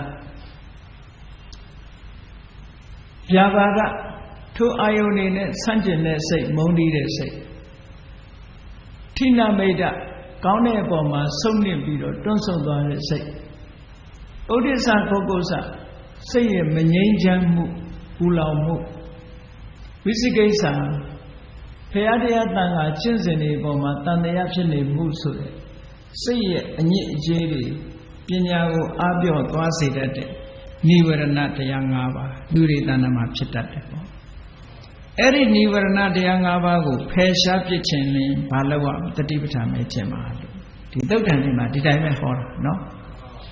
အဲ့တော့တတိပဋ္ဌာန်ဟာတဏှာသလားဒိဋ္ဌိသလားလို့မေးနေစရာမလိုအကုသိုလ်မှန်သမျှအကုန်ပယ်ထားကြည့်ပဲအကျွမ်းမဲ့ပယ်တာအကျွမ်းမဲ့မပယ်တာတော့ရှိတာပေါ့သူ့အဆင့်လိုက်ဟာကြည့်ကာမိသန္တာဆိုတာလောဘပဲဗျာပါဒဆိုတာဒေါသထိနာမိတ်တာထိနာနဲ့မိတ်တာဥဒိစ္စကုက္ကုစ္စဝိသိကိစ္စဒီအကုသိုလ်တရားတွေဖယ်ရှားဖို့ရအတွက်လည်းပဲတတိပဋ္ဌာန်တရားကိုကျင့်ပါလို့ဒီလိုပြောတယ်အဲ့ဒါကြောင့်မို့စာပေနဲ့ပတ်သက်လာလို့ရှိရင်မြတ်စွာဘုရားအာဘောမဟုတ်တာတွေဟာဖတ်မိသွားလို့ရှိရင်ဘုရားအာဘောမဟုတ်ဘဲနဲ့ဒါတွေဖတ်လို့ရှိရင်ကိုယ်ခေါင်းထဲမှာအမိုက်တရိုက်တွေရောက်သွားတာနဲ့တူတူပဲအဲ့တော့ဘုရားတရားတော်ဟာဘုရားအာဘောမိဖို့လိုတယ် interpretation problem ဆိုတာဒီဘုရားတရားတော်ကိုလေ့လာတာတောင်မှပဲ interpretation problem ဆိုတာရှိသေးတယ်ဘာသာပြန်ဆိုမှုအဓိပ္ပာယ်ကောက်ယူမှုလွဲမှားတာတွေအများကြီးရှိသေးတယ်နော်အခုကအဓိပ္ပာယ်ကောက်မှားစရာကိုမလိုဘူးမြတ်စွာဘုရားကတိုက်ရိုက်ကြီးတွေဟောထားတာအဲ့လိုတိုက်ရိုက်ဟောထားတာတော့ရှင်းတာပဲရှိမလဲပေါ့ဘုရားကိုယ်တိုင်ကိုယ်ကပဲကြည့်နိဝရဏတရား၅ပါးကိုဖယ်ရှားဖို့ရန်အတွက်တတိပဋ္ဌာန်တရား၄ပါးကိုပွားပါတဲ့ဟောရှင်းရှင်းလေးပဲနိဝရဏတရား၅ပါးဖယ်ရှားဖို့ဆိုတာနိဝရဏတရားတွေထဲမှာဘာတွေပါတော့တဏှာပါတယ်ဒေါသပါတယ်ထိနာမိတ်တာပါတယ်ဥဒိစ္စကုက္ကုစ္စပါတယ်ဝိသိကိစ္စပါတယ်ဟောနောက်တစ်ခုကကာမဂုဏ်၅ပါးတွေပေါ်မှာမမောတဲ့တဏှာရာကကာမဂုဏ်လို့ဆိုတာကာမဆိုတာနှစ်သက်เสียအာယုန်တွေကိုကာမလို့ခေါ်တယ်နှစ်သက်เสียအာယုန်တွေဆိုတာမျက်စိကမြင်တဲ့အာယုန်ကနှစ်သက်เสียကောင်းတဲ့မျက်စိကမြင်ရတဲ့အာယုန်နှစ်သက်เสียကောင်းတဲ့နားကကြားရတဲ့အသံအာယုန်နှစ်သက်เสียကောင်းတဲ့နှာခေါင်းကနမ်းရှူရတဲ့အနံ့အာယုန်နှစ်သက်เสียကောင်းတဲ့လျှာနဲ့လျက်ရတဲ့အရသာအာယုန်နှစ်သက်เสียကောင်းတဲ့ခန္ဓာကိုယ်နဲ့ထိတွေ့ရတဲ့ဖုဒ္ဓဘာအာယုန်အဲ့ဒီအာယုန်တွေဟာစိတ်ကိုနှောင်ဖွဲ့ထားတတ်သောကြောင့်ဂုဏနှစ်သက်เสียလိုချင်เสียကောင်းသောကြောင့်ကာမအဲ့ဒီစကားနှစ်ရပေါင်းစပ်ပြီးတော့ကာမဂုဏကာမဂုဏ်လို့ခေါ်တာအဓိပ္ပာယ်ကဒီဂုဏ်ဆိုတာကဂုဏ်ရှိတယ်ဆိုတဲ့စကားနဲ့ဂုဏ်နဲ့မတူဘူးနော်ဗမာတွေမှာအဲ့ဒီစကားလုံးကိုရောသွားတယ်ဂုံတရေရှိတယ်ဆိုတဲ့ဂုံကတစ်မျိုးအကြီးချင်းတွေကိုပြောတာကာမဂုံဆိုတာကဂုံရှိတာကိုပြောတာမဟုတ်ဘူးကာမဆိုတာနှစ်သက်စရာကောင်းတဲ့အာယုံခုနဆိုတာစိတ်ကိုနှောင်ဖွဲ့ထားတတ်တယ်လို့ဒီလိုအဓိပ္ပာယ်ပြောတာဟုတ်တယ်လေစိတ်ကိုနှောင်ဖွဲ့ထားလို့လူတိုင်းဟာယုံမှမထွက်နိုင်တာဟိုစိတ်ကလေးကဒါကြောင့်အဲ့ဒီကာမဂုံအာယုန်တွေကနေယုံထွက်ဖို့ကာမဂုံအာယုန်တွေကနေဖယ်ရှားနိုင်ဖို့ဆိုလို့ရှိရင်လည်းဘာလို့တတိပဋ္ဌာန်ပဲပွားပါတဲ့ဟောဒါတွေကိုဖယ်ရှားဖို့တတိပဋ္ဌာန်ကိုပွားပါကြည့်နောက်တစ်ခုတစ်ခါမြတ်စွာဘုရားဟောတယ် ဩရမကိယတန်ရောစဉ်၅ပါးကိုဖယ်ရှားခြင်းလဲတတိပဋ္ဌာန်ပဲပွားပါပဲဩရမကိယတန်ရောစဉ်ဆိုတာကာမဘုံ၌ကာမအာယုန်တွေနဲ့ဆက်ဆက်ပြီးတော့ကာမဘုံမှာဖြစ်စေနိုင်တဲ့တန်ရောစဉ်တွေကိုဩရမကိယတန်ရောစဉ်လို့ခေါ်တယ်အဲ့ဒီဩရမကိယတန်ရောစဉ်ဆိုတာဘာလို့ဆိုတက္ကာယဒိဋ္ဌိဝိသိကိစ္စသီလဝတ္တပရမာသကာမရာဂဖြာပါတာအဲ့ဒီ၅မျိုးကိုပြောတာတက္ကာယဒိဋ္ဌိဆိုတာခန္ဓာ၅ပါးနဲ့ပတ်သက်တဲ့မှားယွင်းတဲ့အမြင်ပေါ့ခန္ဓာ၅ပါးတဲ့ကတစ်ခုခုကိုအတ္တသို့မဟုတ်အတ္တရဲ့ property ဖြစ်မြင်တယ်ခန္ဓာ၅ပါးတဲ့ကတစ်ခုကိုအတ္တသို့မဟုတ်အတ္တရဲ့ပစ္စည်းအတ္တပိုင်ဆိုင်တဲ့အရာဒီလိုမြင်တယ်ပေါ့အဲ့ဒီလိုမှားယွင်းတဲ့အမြင်ကိုတက္ကာယဒိဋ္ဌိလို့ခေါ်တာတက္ကာယဆိုတာတကယ်ရှိတဲ့ခန္ဓာ၅ပါးဒိဋ္ဌိဆိုတာမရှိတဲ့ထင်မြင်ယူဆချက်ကြီးမှားယွင်းတဲ့ထင်မြင်ယူဆချက်ရှိတာကခန္ဓာ၅ပါးမရှိတာကအတ္တနဲ့အတ္တနိယမရှိဘူးရှိတဲ့ခန္ဓာ၅ပါးပေါ်မှာမရှိတာနဲ့တွေးထင်ပြီးတော့မှားယွင်းနေတဲ့အယူဆတရားကိုတက္ကာယဒိဋ္ဌိလို့ခေါ်တာနော်အဲ့ဒီတက္ကာယဒိဋ္ဌိဟာဒါဒိဋ္ဌိပဲပေါ့အဲ့ဒီကြည့်တတိပဋ္ဌာန်တရားဟာဒိဋ္ဌိသတရားမဟုတ်ဘူးလို့ပြောရင်ဟောကြည့်မြတ်စွာဘုရားဩရမကိယတန်ရောစဉ်၅ပါးကိုပယ်ခြင်းတတိပဋ္ဌာန်ပွားလို့ဆိုတော့တက္ကာယဒိဋ္ဌိဟာဒိဋ္ဌိမဟုတ်ဘူးလားဒိဋ္ဌိဟုတ်နေသည့်အတွက်ကြောင့်ဒိဋ္ဌိကိုပယ်တတ်ဖို့ရအတွက်လေတတိပဋ္ဌာန်ပဲရှင်းခိုင်းတာပဲလေအဲ့ဒါကိုဒိဋ္ဌိသတရားမဟုတ်ဘူးလို့ဒီလိုပြောလို့ရှိရင်ဒါဘုရားစကားကိုပယ်ရရောက်တာပေါ့ဘုရားဟောထားတဲ့တရားတက်ရရှိတာပဲနော်တက္ကာယဒိဋ္ဌိဝိသိကိစ္စဝိသိကိစ္စကိုဖယ်ရှားခြင်းလဲတတိပဋ္ဌာန်ကိုပဲပွားရဘုရားတရားတန်ခါအကျင့်သိက္ခာပฏิပဒါနဲ့ပတ်သက်ပြီးတော့တန်တရားဖြစ်နေတာဝိသိကိစ္စမဆုံးပြနိုင်နဲ့အဲ့ဒီဝိသိကိစ္စကိုဖယ်ရှားခြင်းလဲတတိပဋ္ဌာန်ပဲပွားပါတဲ့နောက်တစ်ခုကသီလပတ္တပရမာသအလေးအထားနဲ့အကျင့်ပေါ်မှာမှန်မှန်ရင်ရင်သုံးသပ်ရှုမြင်တယ်ဘယ်လိုမှန်မှန်ရင်ရင်သုံးသပ်ရှုမြင်တာဘယ်လိုအကျင့်လဲဘယ်လိုအလေးအထားလဲလို့ဆိုရင်နွားတစ်ကောင်ရဲ့အလေးအထားအဲ့ဒီအလေးအထားကိုဆောက်တည်လိုက်နွားတစ်ကောင်ရဲ့အလေးအထားကိုသီလလို့ခေါ်တယ်ဒီနေရာမှာတော့じゃသီလဆိုရင်၅ပါးသီလတွေပါတယ်သွားမတွေးနဲ့အောင်စကလုံးတူပေမဲ့လို့အဓိပ္ပာယ်ကမတူဘူးနော်အဲ့တော့သီလဝတ္တပရမာသမှာသီလဆိုတာနွားတစ်ကောင်ရဲ့အလေးအထားသို့မဟုတ်ခွေးတစ်ကောင်ရဲ့အလေးအထားဒါအလုံးသိတယ်နွားကဘာလို့တတ်တယ်လဲခွေးကဘယ်လိုနေတယ်လဲဒါသူ့ရဲ့အလေးအထားအပြုအမူ behavior ကိုပြောတာနော်အဲ့ဒီနွားတစ်ကောင်ရဲ့အလေးအထားခွေးတစ်ကောင်ရဲ့အလေးအထားကိုသီလအဲ့ဒီအလေးအထားကိုလိုက်နာကျင့်သုံးဖို့စောင့်တည်လိုက်တာကဝတ္တကြည့်နွားလိုကျင့်မယ်ခွေးလိုကျင့်မယ်ဘိုးပိုင်း practice နဲ့ကနိုင် practice လို့ခေါ်အဲ့ဒါလိုနွားလိုကျင့်ခွေးလိုကျင့်ခြင်းဖြင့်တန်တရားဝကလွတ်တယ်တရားထုတရားမြတ်ရနိုင်တယ်လို့ယူဆတာကပရာမာသမှားမှားယွင်းယွင်းသုံးသပ်ယူဆမှု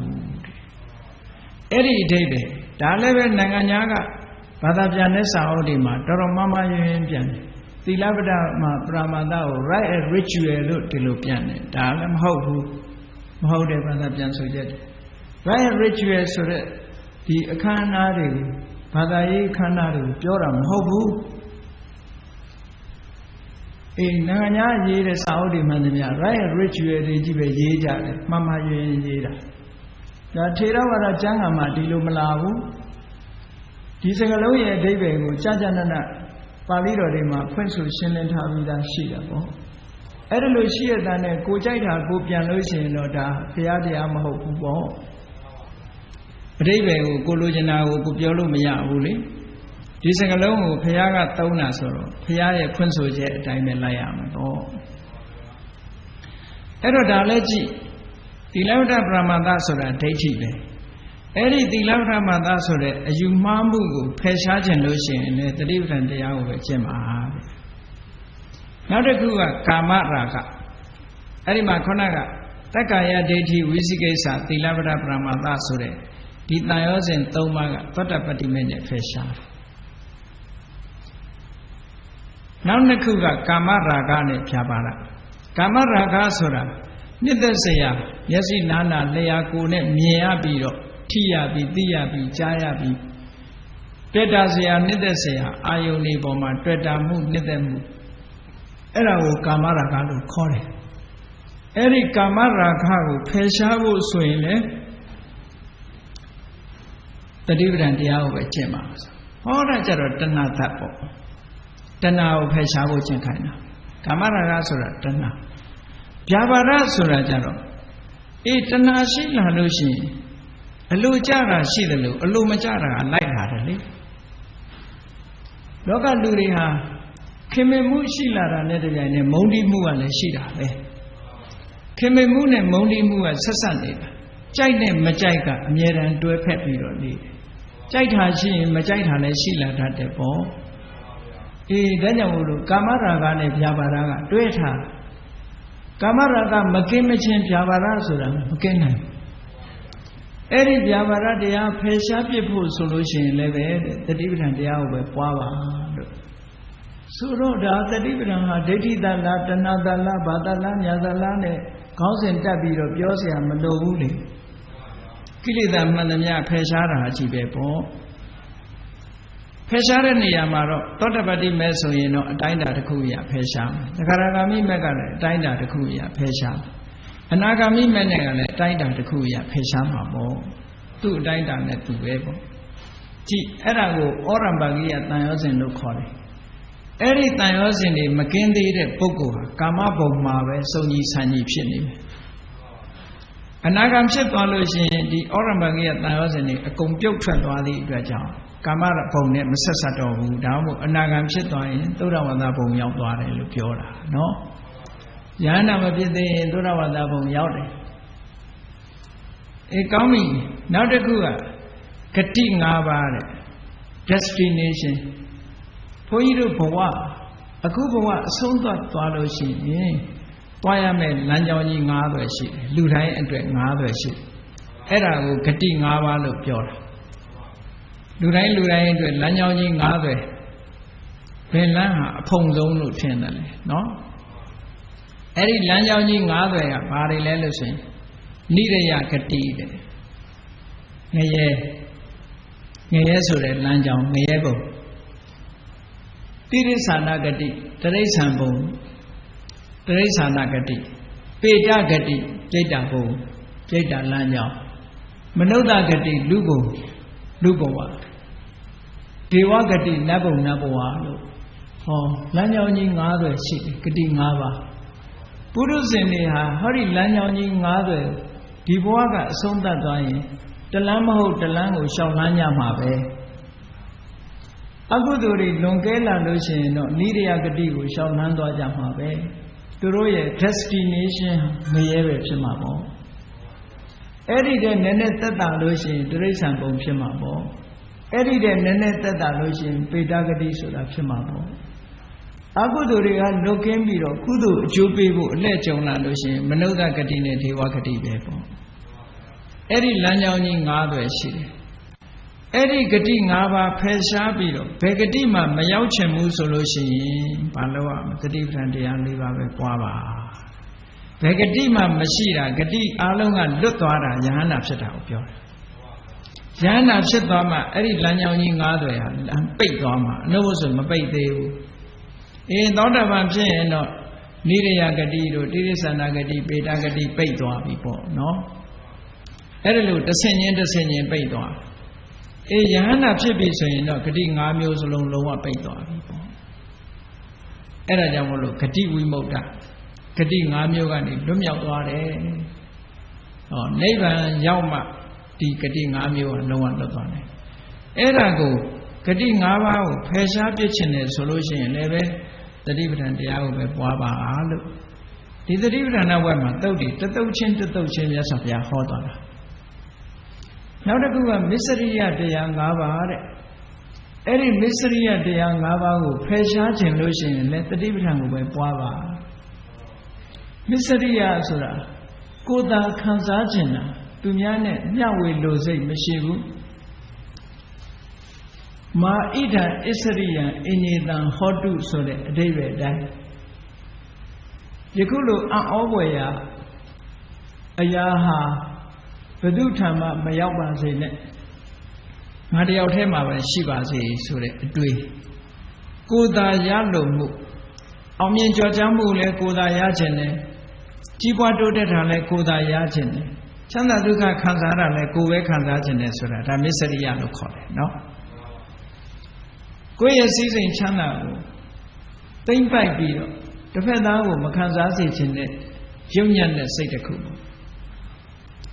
Our that misery ade Nizia Sao Nepa de Bido, Mother Neme Dunyamania Usura, our that misery. Kula misery. Only resolution, not go where the Garagama, Turubam, go where Ulu Soya, Kula Miseria. Luri changing Jaro, nothing agent, Dumiana, bound them Loa Uso, Kula Miseria. Lava Miseria, E Yalare, Naga Vepsi, Omimu Vepsi, Yala, Navaya Jane, Dunia, Miaze Jemusura, Lava Miseria. Nada Lajane, Dunia, Malaze Jemu. Wona miseria. Go to Laralu, Mabosage, go Lazon Chisation. Wona miseria. The other one about the Goda Dijan, Dunya, Madisage, Musa, Tama miseria. Any miseria, the young Ava, Pesha Pitchin Lucian, the Divitan Ava, the Divitan, the Yahweh, Baba, yes, hot. To the way, Otambagia, Thiosin, a temple. A tap bang chino net Thiosin. Otam Bagia Kababon Lubavi, Lubabo, Arubabo, Rosare, a tap only net chino had Thiosin you. Eragaba Rosolution Ruba Ragade, Aruba Ragad, Mana, Odessa, Awesa, Edding Mago. Ruba Ragazora. Ruba Zan, Ruba Bomoma, Dredara. Aruba Ragaza, Aruba Jamabo, Aruba Zan Moma, Dredara. Or Dana Redane. Kama Ragasiti, Vishiro Uduma. Yasiga Mienu, Naga Jalu, Surari Nemalarobu. San Ayo Moma, Dredalida. Eri Dredamuri, Rubaraga, Arubaga. Teponi, Dredarea. Eri Dredamuri, Pesha Pitchin Lucian, Neve, the Divitan Diame Pava. Mana Quay a Yichin and Badavio, Timian needed a dray attending Mana local. Eddie a dray attending Shin beat of Piauba on Lochiness or in Leve. The Divitan de Baba. Odessa, say Medine Mule, Tamadi, Apio Mule. Eddie Odessa de Avo Peshapic and Leve. Did the Divitan de Baba. Awesa. Mamadimu, this are Leva Nebadata, Mamadimu, Resa Doba Nebadavi, Mamadimu Sore. A Mamadi, a Mao, this is that Awesa Nebadella, who has a bitchin solution leve, the different Diamu, Puava, Luso. The different Dia, Kilida Alomu, Tapu, Lenepepo, Tilusula. Anyway, now say Dokila, say it. Say Tema, a no, and now I say, Kalogazenu, Chili de Aya. Say Tema, Kalogazin Chili de Sura, lesson. Paya Boma, Tandiari Winnie. Dea Boma, Tandiari Winnie. Tanga Boma, Tandiari Winnie. Chiame, Kujendia Boma, Tandiari Winnie. The Rindombo, Chimo Chimechima, Malo Mondamu, Sati Shili. Erarigo, Sito Kila no Kore. Say it. Sunyang Klo, Solula. Langa Igoma, Sunyang Klo, she needed a solution. The Lambo Piatware Luda and Clode, Susume. The Sata de she needed in the Diva de she needed in the Never Lanya, Peroma Chomwe Mamma. Kalokadini Chindi, Dajamu Sidokila local. Eri Sidokila, who shim pitch and lotion leve, the dividend the Ave Pava look to the Yasa. Now to do a Sido Winnie Panda, Seku Chunong Tata de a young music. Seku Chunong Tata is a Aria Chunong Tata also. Kuna နှစ်သက်เสียလိုချင်เสียအာယုန်နေအဲ့ဒီပေါ်မှာတွေ့တာမှုမကင်းဘူးဆိုလို့ရှိရင်လည်းအဲ့ဒါကတွေ့တာမှုနှစ်သက်เสียကာမအာယုန်ဒီပေါ်မှာတွေ့တာမှုဟာလည်းစိတ်ကိုချုံနှောင်ထတတ်တယ်ဟုတ်တယ်လေလူကသာလွတ်လပ်နေတယ်လို့ထင်တာစိတ်ကမလွတ်လပ်ဘူးနှစ်သက်เสียအာယုန်နေနဲ့ပတ်သက်ပြီးတော့တွေ့တာနေတယ်ဘလောက်ဝေးဝေးကြီးနေနှစ်သက်เสียအာယုန်နဲ့စိတ်နဲ့ကမပြတ်ဘူးဖြစ်နေတယ်ပေါ့အဲ့ဒါကြောင့်မလို့ကာမတွေပေါ်မှာတဏှာရာဂမကင်းမှုတွေ့တာမှုဟာစိတ်ကိုနှောင်ဖွဲ့ထားတတ်တဲ့အရာတစ်ခုဖြစ်တယ်ကုသိုလ်စိတ်ဖြစ်ဖို့ခက်တယ်စိတ်ရဲ့အနှောင်ဖွဲ့နှောင်ကြိုးကြီးတစ်ခုဖြစ်တယ်နောက်တစ်ခုကကိုယ်ခန္ဓာကိုယ်ပေါ်မှာတဏှာရာဂမကင်းမှုတွေ့တာတယ်လူတိုင်းဟာကိုယ်ခန္ဓာပေါ်မှာတွေ့တာမှုဟာအကြီးဆုံးအဲ့ဒါလည်းပဲစိတ်ရဲ့အနှောင်ဖွဲ့ကြီးတစ်ခုပဲနောက်တစ်ခုကတော့ရူပအစင်းပေါ်မှာတွေ့တာသို့မဟုတ်ဇန်တရားပေါ်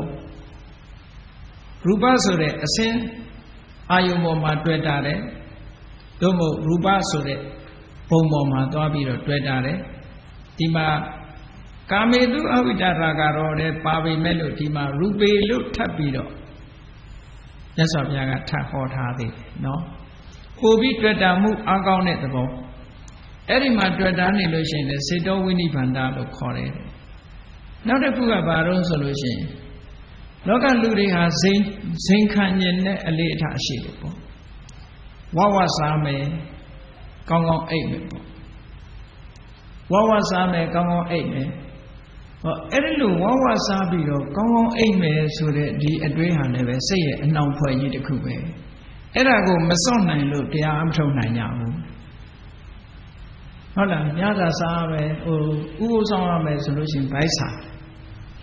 ဥပုသ်ဆောင်ရမယ်ဆိုဗိုက်စာတရားကို24နာရီတည်းက4နာရီပဲအိပ်ရမယ်ဆိုရင်ကျမကြီးထိခိုက်တော့မလို့ဟုတ်လားအဲ့ဒါလို့စိတ်ထဲကထင်းလာတယ်မအိပ်မနေအားထုတ်ဖို့ဆိုတာစဉ်းစားလို့မရဘူးအိပ်ရတဲ့အရာသာကိုတတ်မဲ့ပြီးတော့နေတယ်ဝဝစားပြီးတော့ကောင်းကောင်းအိပ်မယ်ဆိုတဲ့ဒီအတွေးဟာလည်းပဲစိန်ခံလို့တဲ့စိတ်ဟာလည်းပဲစိတ်ရဲ့အနှောင်ဖွဲ့တစ်ခုပဲတဲ့နောက်တစ်ခုကတော့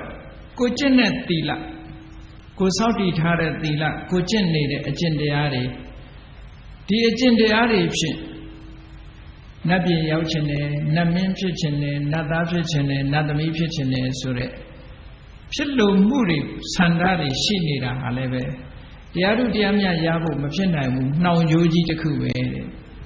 သူကချီနှောင်ထားတာမို့အထက်ကိုမတက်နိုင်ဘူးလို့ပြောတာနော်အဲ့ဒါကိုစေတောဝိနိဗ္ဗာန်၅ပါးလို့ခေါ်တယ်အဲ့ဒီစေတောဝိနိဗ္ဗာန်၅ပါးကိုဖယ်ရှားပြစ်ခြင်းနဲ့ဆိုလို့ရှိရင်လည်းပဲတဲ့ဟောဒီတတိပဋ္ဌာန်တရားကိုပဲပွားပါလို့အင်္ဂုတ္တရနိကေတတိပဋ္ဌာန်သုတ်တတိပဋ္ဌာန်ဝက်မှာမြတ်စွာဘုရားသုတ်ပေါင်း10သုတ်ဒီလိုဟောထားတာရှိတယ်ပေါ့အလုံးခြုံငုံပြီးတော့ကြည့်လိုက်မယ်ဆိုလို့ရှိရင်ဒီတတိပဋ္ဌာန်တရား၄ပါးဟာလူတိုင်းကျင့်ရမယ်တတိပဋ္ဌာန်တရား၄ပါးဖြစ်တယ်လူတိုင်းတတိပဋ္ဌာန်တရားကိုမကျင့်ဘဲနဲ့မဲ့ဖို့နိဗ္ဗာန်ရကျင်လို့မရနိုင်ဘူးတဲ့မဲ့ဖို့နိဗ္ဗာန်ကိုရတဲ့ရောက်နိုင်တဲ့ဝင်ပေါက်ဟာတတိပဋ္ဌာန်ကျင့်စဉ်တစ်ခုပဲရှိတယ်ဒါကြောင့်မြတ်စွာဘုရားကလည်းရှင်းရှင်းလေးဟောထားတာလေဧကာယနောအယံဘိက္ခွေမေကောတတ္တနံဝိတုဒ္ဓိယတတ္တဝါတွေကိလေသာအညစ်အကြေးတွေကနေစင်ကြယ်သွားဖို့ဆိုလို့ရှိရင်တော့ဒါတကြောင်ဤသောတစ်ခုဤသောလမ်းပဲတဲ့ဒီလမ်းကပဲလျှောက်တခြားလမ်းမရှိဘူးတခြားလမ်းကသွားလို့မရဘူး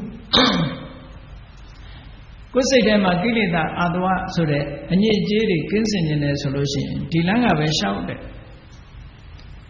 တောကပရိဒေဝနံသမတိကမာယစိတ်ထဲမှာပူလောင်တဲ့တောကကိုမထိန်နိုင်ရလို့ငိုကြွေးတဲ့ပရိဒေဝဒါတွေကိုကြော်လွှားခြင်းနဲ့ဆိုလို့ရှိရင်လည်းပဲဒီလမ်းကိုပဲလျှောက်လို့ပြောတာဒီလမ်းဆိုတာပါပဲတတိပဋ္ဌာန်ကိုပြောတာတတိပဋ္ဌာန်ကျင့်စဉ်ပဲကျင့်ရမယ်လို့ဒီလိုပြောတာဒုက္ခဒေါမနတနာအထင်ကမာယကိုယ်ဆင်းရဲမှုတွေစိတ်ဆင်းရဲမှုတွေလုံးဝချုပ်ငြိမ်းသွားဖို့အတွက်လည်းဒီလမ်းကပဲလျှောက်ပါတဲ့ဒါတခုတည်းသောလမ်းကြောင်းပဲတဲ့ဟောကာယိကဒုက္ခဆိုတာတွေကြုံတွေ့ရတယ်ထိုကာယိကဒုက္ခတွေပေါ်မှာစေတသိကဒုက္ခဆိုတာထပ်ပေါ်လာတယ် အဲ့ကာယိကဒုက္ခစေတသိကဒုက္ခဆိုတာသူကသူရှင်းပြီးသားပဲရှင်းပြီးသားကိုတချို့ကအကျိုးဒုက္ခအကြောင်းဒုက္ခနဲ့နားရှုပ်အောင်ရှောက်ပြီးတော့ရေးတဲ့စာအုပ်ကရှိသေးတယ်နော်ဘာမှအကျိုးတွေအကြောင်းတွေပြောစရာမလိုဘူးစေတကာယိကဒုက္ခဆိုတာခန္ဓာကိုယ်မှာကြည်သွားကြိုက်တယ်နားကြိုက်တယ်ကာယိကဒုက္ခသွားကြိုက်တယ်နားကြိုက်တယ်ကြောအောင်တယ်ခန္ဓာကိုယ်မှာဖြစ်ပေါ်လာတဲ့ဆင်းရဲတွေကဒါကာယိကဒုက္ခလို့ခေါ်တယ်အဲ့ဒီကာယိကဒုက္ခကြောင့်ထပ်ဆင့်ဖြစ်ပေါ်လာတဲ့စိတ်ဆင်းရဲမှုကစေတသိကဒုက္ခဒေါမနတလို့ခေါ်တာဘုရားယန္တာတွေကြတော့ကာယိကဒုက္ခတော့ရှိတယ်စေတသိကဒုက္ခမလာဘူးပုရုဇဉ်တွေကြတော့ကာယိကဒုက္ခဖြစ်ရင်စေတသိကဒုက္ခကထပ်လိုက်လာတယ်ဖြစ်ရလေခြင်းဟုတ်လားနာရင်မခံနိုင်တော့ဒေါသဖြစ်တယ်စိတ်ညစ်တယ်ဖြစ်လာယန္တာပုဂ္ဂိုလ်တွေကြတော့ကာယိကဒုက္ခကိုရှုနိုင်သွားရှုနိုင်တဲ့အတွက်ကြောင့်စေတသိကဒုက္ခမလာတော့ဒါကြောင့်မို့လို့ပန်လတ်တုံမှာမြတ်စွာဘုရားကဟောထားတာရှိတယ်ဒါအကြောင်းဒုက္ခအကျိုးဒုက္ခလို့ပြောစရာဘာမှမရှိဘူးเนาะကာယိကဒုက္ခစေတသိကဒုက္ခဆိုတာရှင်းနေတာပဲခန္ဓာကိုယ်မှာဖြစ်တဲ့ဒုက္ခခန္ဓာကိုယ်မှာဖြစ်တဲ့ဒုက္ခအပေါ်မှာစိတ်မချမ်းသာဖြစ်ရင်စေတသိကဒုက္ခဖြစ်တယ်ယဟန္တာပုဂ္ဂိုလ်တွေကြတော့ဘုရားယဟန္တာကြတော့ကာယိကဒုက္ခတွေဖြစ်ပြီးတော့စေတသိကဒုက္ခမလိုက်ဘူးပုရုဇဉ်တွေကြတော့ကာယိကဒုက္ခဖြစ်တာနဲ့စေတသိကဒုက္ခလိုက်လာတယ်အဲ့ဒါကြောင့်မို့လို့တန်လတ်တုံမှာပုရုဇဉ်တွေဟာမြတ်နှစ်ချက်အစုခံရတယ်လို့ပြောတာကာယိကဒုက္ခအပြင်ထပ်ပြီးတော့စေတသိကဒုက္ခထပ်ပိုးလာတဲ့အခါကျတော့ပိုမဆိုးပေဘူးလားဟုတ်လားသွားကြိုက်တာသူ့ဘာသူကြိုက်တာပဲသွားကြိုက်တဲ့အပေါ်မှာဖြစ်ရလေခြင်းဆိုတဲ့စိတ်ဆင်းရဲမှုကထပ်ပါလာဒီလိုပေါ်လာသည့်အတွက်ကြောင့်သူကသွားကြိုက်တာကဒုက္ခတစ်ခုသွားကြိုက်တဲ့အပေါ်မှာမခံမရနိုင်ဖြစ်တဲ့စိတ်ဆင်းရဲမှုကဒုက္ခတစ်ခုဖြစ်သွားတယ်အဲ့လိုထပ်ပိုးလာတာကိုပြောတယ်ဒီကောင်းပြီအဲ့လိုကာယိကဒုက္ခစေတသိကဒုက္ခတွေလုံးဝချုပ်ငြိမ်းသွားခြင်းနဲ့ဆိုရင်လည်းပဲတတိပ္ပံဖြစ်စဉ်ဟာတခုတည်းသောလမ်းကြောင်းမှာပဲတဲ့ဒီလမ်းကြောင်းကပဲရှောင်အောင်မှာပါတဲ့ဒီနေရာမှာဒါအဆိုးတရားတွေကိုဖယ်ရှားတာလို့ခေါ်တယ်အဆိုး၄မျိုးလို့ပြောအဆိုး၄မျိုးဆိုတာတောကကလည်းပဲနှလုံးသားကိုပူလောင်စေတတ်လို့အဆိုးပဲပရိဒေဝဆိုတာလည်းငိုရတာဖြစ်လို့ကြောင့်အဆိုးပဲကာယိကဒုက္ခကိုယ်ဆင်းရဲမှုကလည်းအဆိုးပဲစေတသိကဒုက္ခလည်းပဲအဆိုးပဲအဲ့ဒီအဆိုးတရား၄မျိုးဖယ်ရှားပြဖို့ဟာလဲဟောတာတခုတည်းသောလမ်းကြောင်းပဲဒါဖြင့်အကောင်းတရားတွေကိုဘာတွေသယ်ဆောင်ပေးနိုင်လို့ဆိုတော့ခုနပြောတဲ့ကိလေသာအညစ်အကြေးတွေကစိတ်ကိုဆေးကြောတန့်စင်ပေးဖို့ဆိုလည်းပဲဒီလမ်းကြောင်းကပဲဆေးကြောတန့်စင်ပေးနိုင်တယ်လို့ပြောတာတန်တရားကညင်နွမ်းလာတဲ့မိမိတို့ရဲ့စိတ်တွေကိုဖြူစင်သွားအောင်ဆေးကြောပြစ်နိုင်တာဟောဒီတတိပဋ္ဌာန်လေးဟူသောတခုတည်းသောလမ်းကြောင်းပဲနောက်ညာယတအဓိကမညာယဆိုတာနိဗ္ဗာန်သွားတဲ့အကြောင်းတရားနိဗ္ဗာန်ကိုရောက်စေနိုင်တဲ့အကြောင်းတရားနိဗ္ဗာန်ဆိုတာနိဗ္ဗာန်ကိုထုတ်လုပ်တဲ့အကြောင်းတရားတော့မရှိဘူးရောက်စေတတ်တဲ့အကြောင်းတရားကတော့ရှိတယ်တမ္ပါပကဟေတုလို့ခေါ်တယ်ဇနကဟေတုမရှိဘူးနိဗ္ဗာန်ဆိုတာဘာနဲ့လှုပ်ထားတာမှမဟုတ်ဘူးအဲ့တော့နိဗ္ဗာန်ဆိုတာကိုရောက်စေနိုင်တဲ့အကြောင်းတရားကဘာလဲဆိုရင်ခုပြောတယ်အရိယာမဂ်မဂ်၈ပါးအကျင့်တရားပဲအဲ့ဒီမဂ်၈ပါးအကျင့်တရားကိုဒီနေရာမှာညာယလို့ခေါ်တာအဲ့ဒီညာယလို့ဆိုတဲ့မဂ်၈ပါးအကျင့်တရားကိုရရှိဖို့ဆိုတာလည်းပဲဟောဒီလမ်းကြောင်းကပဲလျှောက်ပါလို့ပြောတာ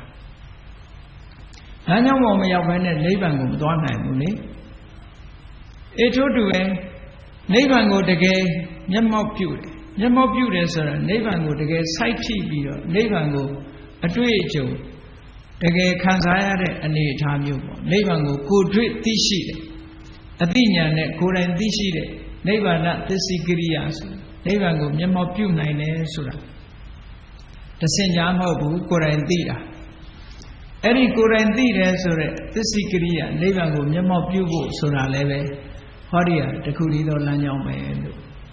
ဟောတတိပဋ္ဌာန်နဲ့ပတ်သက်ပြီးတော့မြတ်စွာဘုရားကမဟာတတိပဋ္ဌာန်သုတ်မှာအကျင့်တစ်ခုတည်းကနေပြီးအကျိုး9မျိုးကိုပေးစွမ်းနိုင်တယ်လို့ပြောတာနော် one practice is 7 advantages. One practice is Jinnah Takure, Tadibran Sore Jinsin Takura. 7 advantages a Jew Konamu, there's on be. The check coin, Konachapia, a Jew Konamu Yana Nelu, Tilupio. Erajamolo, Tadibran Jinsin. Akudi Taudiu, Lila Biro, Jimmy solution. The different Diago, Lurejia Malese, the different Diasura, Luranjia Mapite. Now so much Yana Poco Domabe, the different Majia Mapite. Tadamu, Luranjia, the different Sura, Yasofia did the Naro, Totanibu, Shilin Jobiro, the consumption, Wajabira Pipare, Aloha, Buram Yasoye, the Aramarigu. Now you be there, a man like Dishi Biro, the Dibraha, the Nadala, Deti Dala, Burus and Imagina, Utoda, Chippy Machia, Madagaragan, Chippy Machia, Malu, Southern, Pure Ho Yidani, Lakandansia, Shibu, Piadiaron, and Menivu, Pure Mabo. A Dajamolo, the second, the Rosen Brenda Bounty, Poramyasa, Hojaro Mugere, die. Do the way and live on your chin, the Kurido Jayamadia, the different Diawe today. Niverana Diava, Peshabi, the different Diavo, Masego, Chisilo. Posing Konaba, Bomia James Lane, to the way, live on Yanama Pite. Tilang and Devi, the Chalam, the Shibu Sura, PC, Yoji B, Kozi Goma, Josa, Ato, Nanja, Pasego, the D.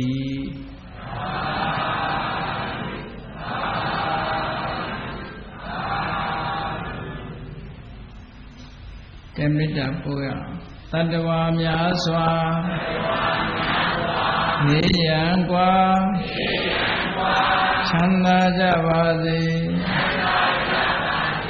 Tadawa Myaswa Niyangwa Chanda Javadi Hidayi Jam Tongapsham Ninjan Javadi Nitaye Jam Tongapsham Ninjan Javadi Tashi Jamma Sichanda Goya Sanda Pivadi Tashi Jamma Sechanda Goya Sanda Pivadi Damodadam Biwitavana Vidatabe Damuhada Azara Marati Divao Nivana Yandu Tado Damodran Loadota Moase Donkinjochi Diasego Biwitava Wanda Shimja Taujaya Najaya Gondoja Vidatabe Pusanya Nokilida Sayita Hudamyarodi The Mueda Pinja Bedwin, Jimatin the Ghetto, Kinsin Linjam Bimia on Petra Agoni, Hondu, Sensimentu Shija was a gondari. Azara Mara, O Jinle Qua, Najinle Kindi Jinle Shintado, the Diva Ongilida Bukadin Kinia, Sipchipitado, Neva Neva Uko, Imurodo. Naro dia chicken second when Yaduro Zim Yadudi Yandu Parami Ascension Minemi Malim Bondi Sayado Mujava Segondati